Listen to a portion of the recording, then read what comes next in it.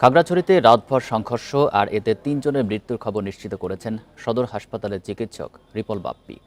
চিকিৎসাধীন রয়েছেন আহত ৯ জন। নিহতরা হলেন জুনান চাকমা, রুবেল ত্রিপুরা, ধনঞ্জয় চাকমা। জুনান ও রুবেল সদর উপজেলার, ধনঞ্জয় চাকমা দিঘিনালার বাসিন্দা। বৃহস্পতিবারের সংঘাতের জেরেই রাত ১০টার দিকে জেলা সদরের নারায়ণখাইয়া ও স্বনির্ভর এলাকায় গোলাগুলি হয় বলে জানা গেছে। এদিকে সকালে ঘটনাস্থল পরিদর্শন করে আইনশৃঙ্খলা বাহিনী। এ সময় সবাইকে শান্ত থাকার আহ্বান জানায় তারা।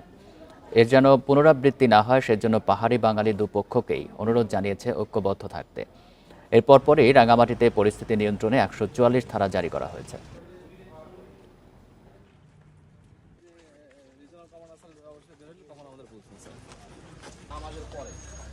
এই মুহূর্তে ৯ জনকে চিকিৎসা দিচ্ছি, ইনডোরে ভর্তি আছেন, চিকিৎসা চলছে।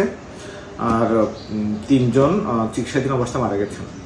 আর আমরা ৪ জন রোগীকে রেফার করেছিলাম। গতকাল বিকেল থেকে যে পাহাড়ি বাঙালির যে সংঘাত, সেটা সন্ধ্যা ৮টা পর্যন্ত কন্টিনিউ করেছিল। এরপরে আমরা বাংলাদেশ সেনাবাহিনী এই পরিস্থিতি কন্ট্রোল করতে সক্ষম হই এবং এর পরবর্তীতে গতকাল রাত থেকে আজকে পর্যন্ত সকাল এখন ১১টা পর্যন্ত এখন পর্যন্ত পরিস্থিতি স্বাভাবিক। যে কারা ক্ষতিগ্রস্ত হয়েছে, কি পরিমাণ ক্ষতিগ্রস্ত হয়েছে সেগুলি অ্যাসেস করে এই ক্ষয়ক্ষতির পরিমাণ নির্ধারণ করে আমরা তাদের ক্ষতিপূরণ দেওয়ার সর্বোচ্চ চেষ্টা করব। আর আমরা এখানে যেটা বলা হয়েছে, একটা কমিটিও গঠন করা হয়েছে যাতে এই ঘটনাকে কেন্দ্র করে অন্যান্য উপজেলা বা অন্য কোথাও যাতে এর উত্তেজনা না ছড়ায় সে ব্যাপারে আমরা কাজ করছি।